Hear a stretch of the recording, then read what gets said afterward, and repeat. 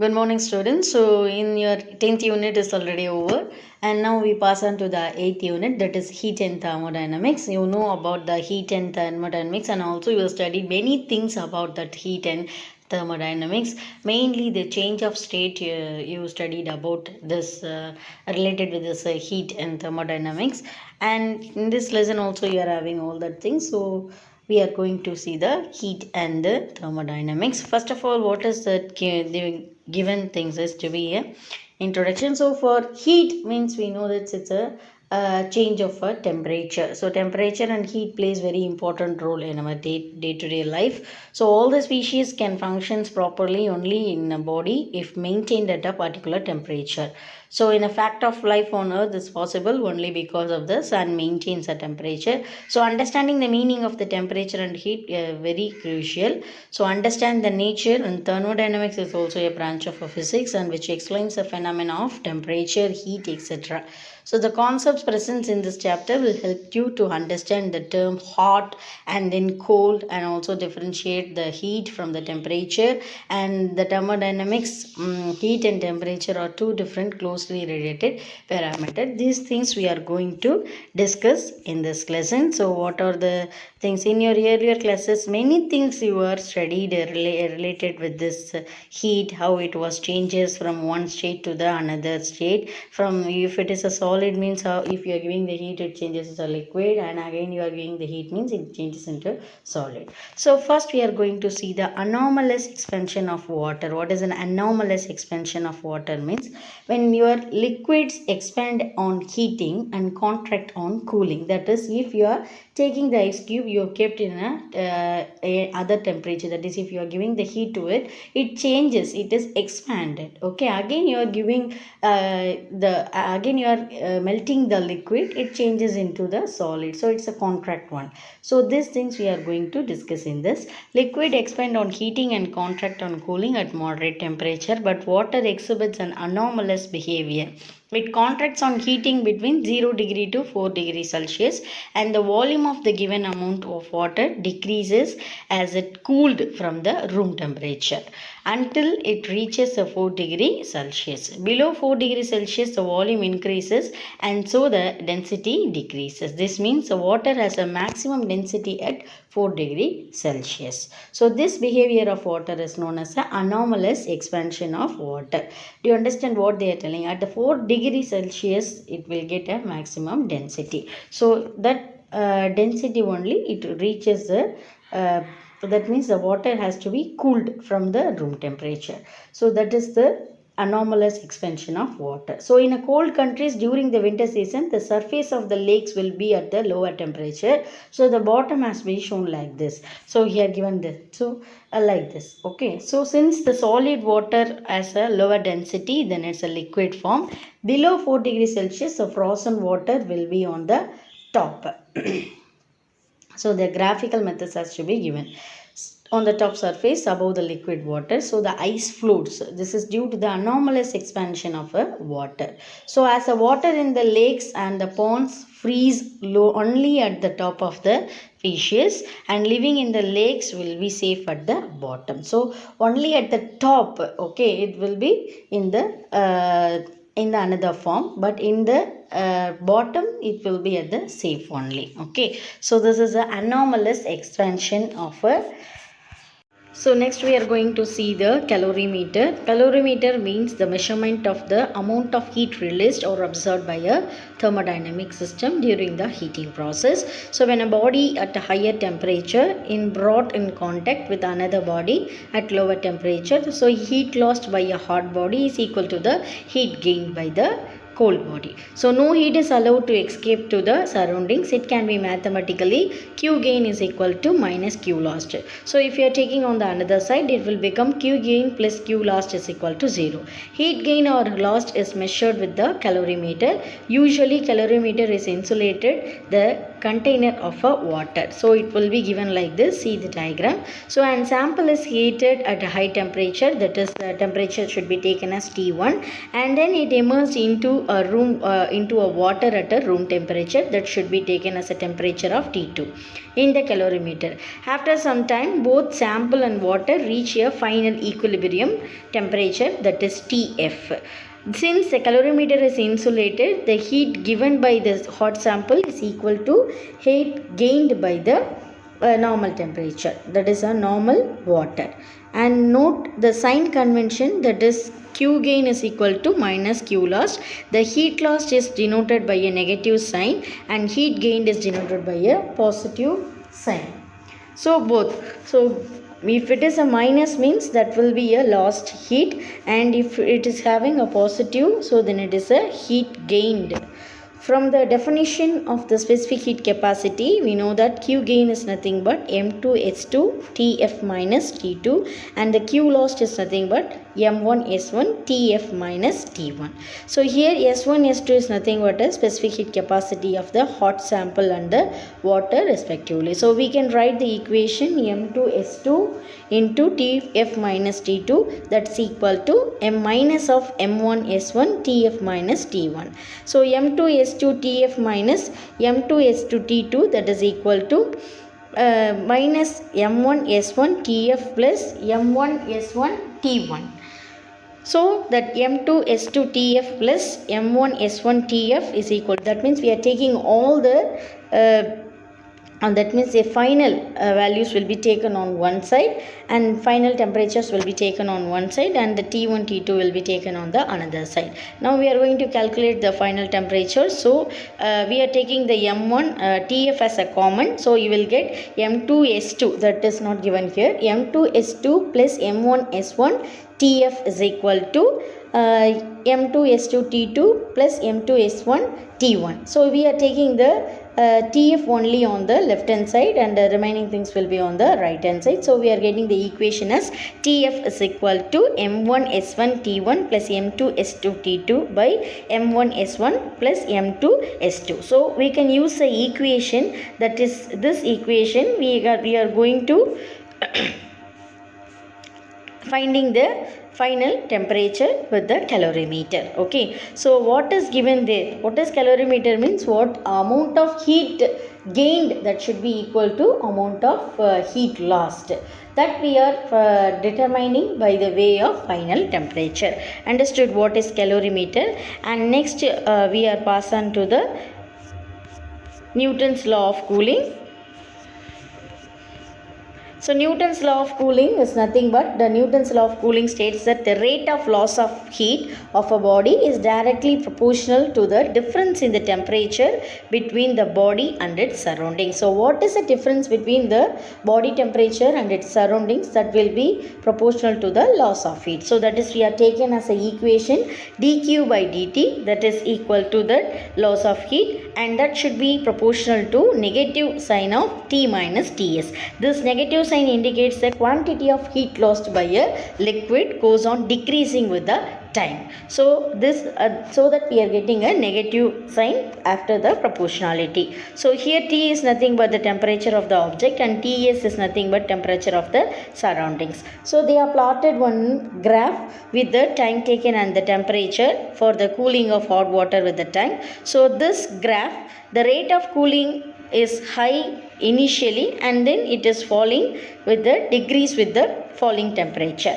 So now we are considered an object of the mass m and the specific heat capacity as S for the temperature of T. So now what is the TSB? Ts is nothing but the temperature of the surrounding. So if the temperature falls by a small amount dt in a time of tt, then the amount of heat lost is nothing but dq is equal to ms dt. So dividing both the sides by the equation of dt. So dq by dt is equal to ms dt, that is this t is capital, and then dividing with the small t, that is dt.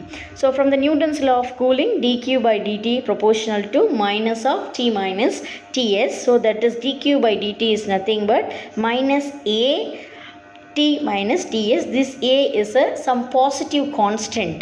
Because we are cancelling the proportionality, definitely the proportionality constant will be introduced. So here we are taking this A as some positive constant, and then we are getting the equation like this. A minus A T minus Ts is equal to Ms, because dq by dt is nothing but Ms dt by dt. And after this we are rewriting the equation. That means we are taking the A on the another side. No, we are taking the ms and dt on the another side. So it will become and t minus ts on the another side. So capital T's will be coming on one side. So that is dt by t minus ts is equal to minus a by ms dt. So for this we are going to integrate on both the sides. If the integration will get what is that? This is a natural log. So the natural log of t minus ts, because we are having the capital dt derivative 1, so it is not possible to integrate that. So if you are integrating the derivative 1 in the so that is 1 by of the t minus ts, so we are taking as a natural log. So natural log of t minus ts is nothing but minus a by ms t plus b1. So b1 is also a constant of integration. So we are taking the exponential on both the sides. So if natural log is there, obviously we are going to take a exponential, then only the natural log will get cancelled. So if we are taking the exponential, we will get t is equal to ts plus b2 e to the power of minus a by ms into t. So you know that if we are taking the exponential, what happen means this t minus ts we will get, and in the right hand side this integration constant will be equal to 1. So that will be going on, and so that will be 0, and we are taking this a by mst will be coming on the power of the exponential. That's why we are getting e to the power of minus a by mst, and this b2 is another constant. Here b2 is equal to eb1 is equal to a constant. So this is the Newton's law of cooling. Did you understand what is the Newton law of cooling? Okay, so first we are plotting the graph for the different temperature and the time, and then we are finding the different values for the Newton's law of cooling. Next we are going to discuss the laws of heat transfer. So first in the laws of heat transfer we are going to see the Prevost theory of the heat exchange. Every object will emit the radiation at all finite temperature, that means except 0 Kelvin, as well as it absorbs the radiation from the surroundings. For example, if you touch someone, they might feel your skin as they're hot or cold. You know that, right? A body at a high temperature radiates more heat to the surroundings than it receives from it. Similarly, a body at a lower temperature, it receives more heat then from the surroundings, then lose it. So if we are having a very hot body, that is during the fever, we are emitting more heat, radiating more heat to the surroundings, but we are observing less when compared to emission. Like that, if we are having a cold body, we are receiving more heat than the emission. Okay, so Prevost applied the idea of thermal equilibrium to radiation. He suggested that all the bodies radiate energy, but hot bodies radiate more heat than the cooler bodies. So at one point of time, the rate of exchange of heat from both the bodies will become the same. Now the bodies are said to be in a thermal equilibrium. So understood what they are telling. Okay, so all the bodies will be radiating the energy, but hot bodies are more radiation will coming than the cold bodies. At one point the rate of exchange of heat from both the bodies will become the same. So it is a thermal equilibrium. Only at absolute temperature a body will stop emitting. So in the absolute temperature, 0 temperature only, it starts emitting. So therefore Prevost theorem states all the bodies emits thermal radiation at all the temperature only above the absolute 0, irrespective of the nature of the surroundings. Okay, so that is the Prevost theory. Understood what is Prevost theory? So all the bodies will emit the temperature only above the 0 absolute temperature. Everything will be all the bodies emit the temperature, that is emit the heat, that is Prevost theory. Next we pass on to the Stephen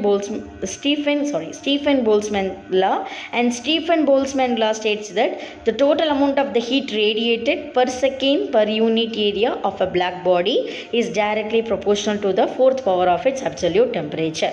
So Boltzmann, we know that many things he was discussed about the black body. So this will how the radiation will be coming out from the black body. So total amount of the heat radiated per second per unit area of a black body is directly proportional to the fourth power of its absolute temperature, that is E is proportional to T power 4. So that is E is equal to sigma T power 4. Here sigma is known as Stephen's constant, so its value is 5.67 into 10 to the power of minus 8. Okay, so W per meter square per Kelvin, okay, per Kelvin power 4. So this is the thing. So if a body is not a perfect black body, then E is equal to E of sigma T power 4. That means the emissivity of the surface. Emissivity is nothing but the ratio of the energy radiated from the material surface to the radiate from the perfectly black body at the same temperature and wavelength. But what is Boltzmann law means the amount of heat will be radiated per second per unit area of the black body is directly proportional to the fourth power of a absolute temperature. Okay, and next we pass on to the Wien's displacement law. So in the universe, every object will emit the radiation. Wavelength of this radiation depend on the object's absolute temperature. So all the object will emitting the radiation, but that radiation will be proportional to what? The object's absolute temperature.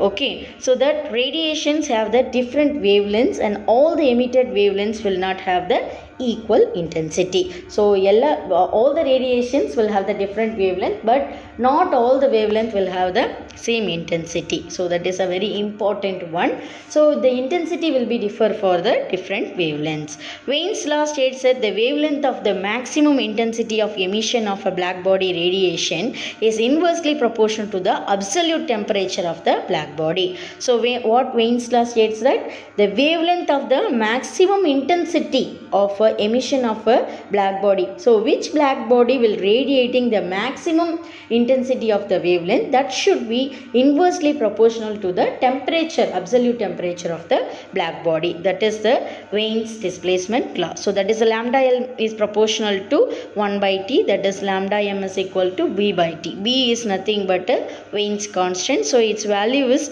2.898 into 10 to the power of 3 meter Kelvin. So it implies that if the temperature of the body increases, then the maximal intensity wavelength shift towards the O, because the two are inversely proportional. So obviously the temperature is increasing means what happened to the wavelength? It will be a lower value. So the higher frequency we will get of the electromagnetic spectrum. So for that they are giving a graphical representation. See, the graph should be looking like, okay, so if it goes a higher temperature, what happen? The wavelength will be going to a lower way. So from the graph it is clear that the peak of the wavelength is inversely proportional to the temperature. So the curve is known as black body radiation curve. The curve is known as what? Black body radiation curve. So Wien's law and the vision, why our eye is sensitive to only visible the wavelength.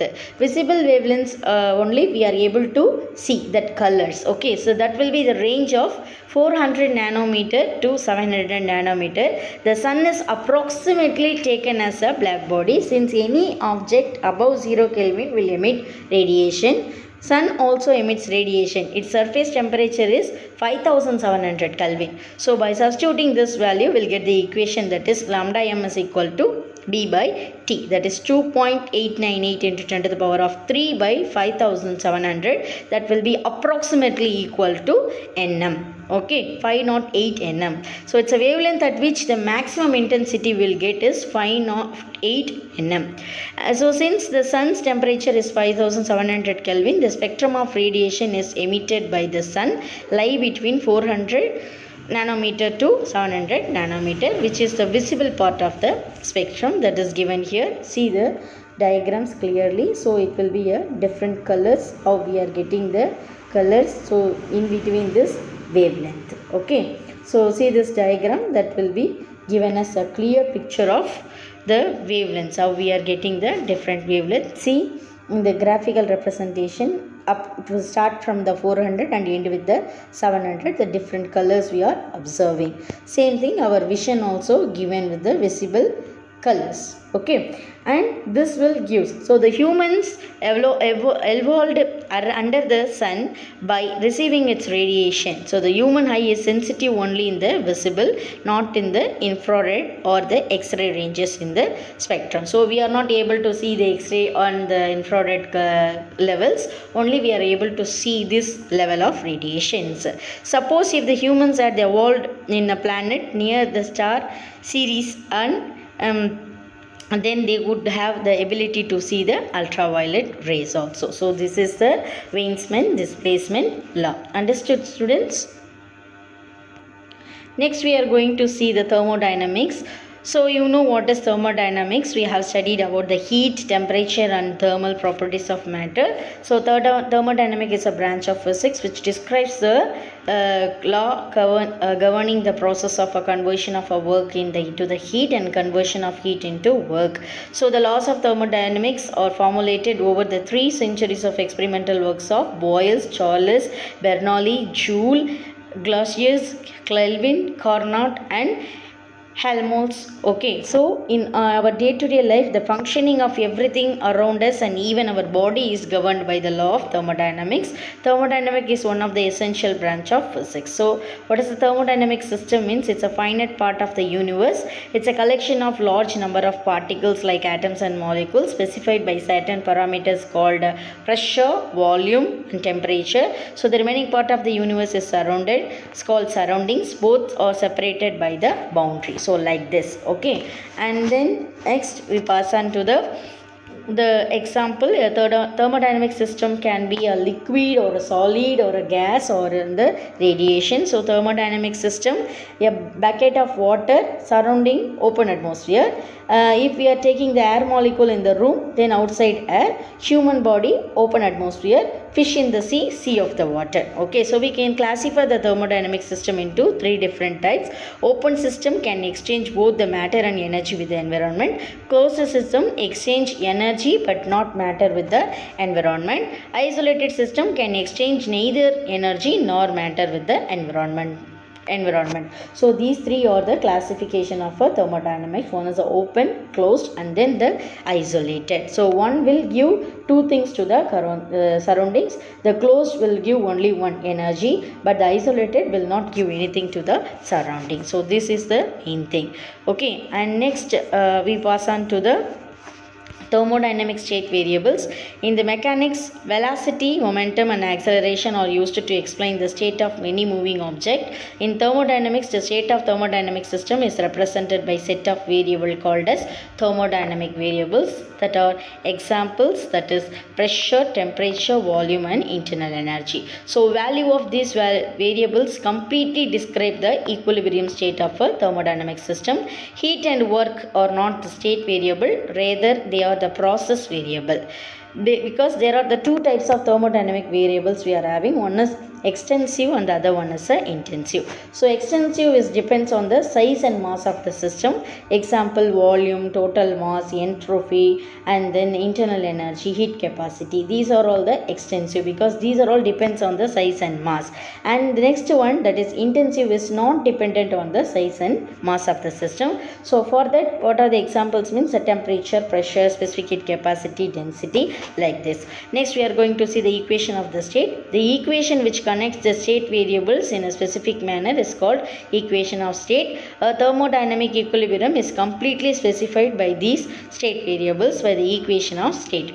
If the system is not in thermodynamic equilibrium, then this equation cannot specify the state of the system. That means an ideal gas equation obeys, that is PV is equal to NKT or thermodynamic equilibrium. Since all the macroscopic value, you all know these things, right? P, V, T and N are connected with the equation. So we cannot change one variable alone. For example, if you push the piston of a gas container, the volume of the gas will decrease but pressure will increase, or heat is supplied to the gas, temperature will increase, pressure and volume of the gas will may increase. So there is another example also for the equation of state, that is van der Waals equation. Real gas obey this equation at thermodynamic equilibrium. So the air molecules in the room truly obey the van der Waals equation of state, but at room temperature with low density we can't approximate it into an ideal gas. Okay, so this is the state variable, that is the thermodynamic variables. And next we pass on to the zeroth law of thermodynamics. So zeroth law of thermodynamics states a two system, one is A and B, that is in a thermal equilibrium. So we are considering a third system, that is called as in C. So the third system, then A and B are thermal equilibrium with each other. So for considering the three system A, B, C, which are initially at the different temperature. So we are assuming that A and B are not in thermal contact with each other, but each of them is thermal contact with third system C. So after a lapse of time, the system A will be in the thermal equilibrium with the C and B also with the C. Okay, first the A and B will be contact, C is not there, and after that A and B will be separately contact with the C. After the lapse of time, same, A will be thermal equilibrium with C, B also thermal equilibrium with C. So in this condition, the systems A and B are kept in thermal contact. So there is no flow of heat between the system of A and B. So it implies that the system A and B are also in the thermal equilibrium each other. So once the three systems are thermal equilibrium, there will be no heat flow between them. So what they are telling means, if the three systems are in equilibrium, no heat has to be transferred. So at the same temperature. So this can be mathematically expressed as Ta is equal to Tc, Tb is equal to Tc, Ta is equal to Tb. So Ta, B, C are the temperatures of the system of A, B, C respectively. Temperature is a property which determines whether the system is in the thermal equilibrium with the other system or not. So zeroth law enables that to determine the temperature. For example, when a thermometer is kept in contact with the human body, it reaches thermal equilibrium with the body.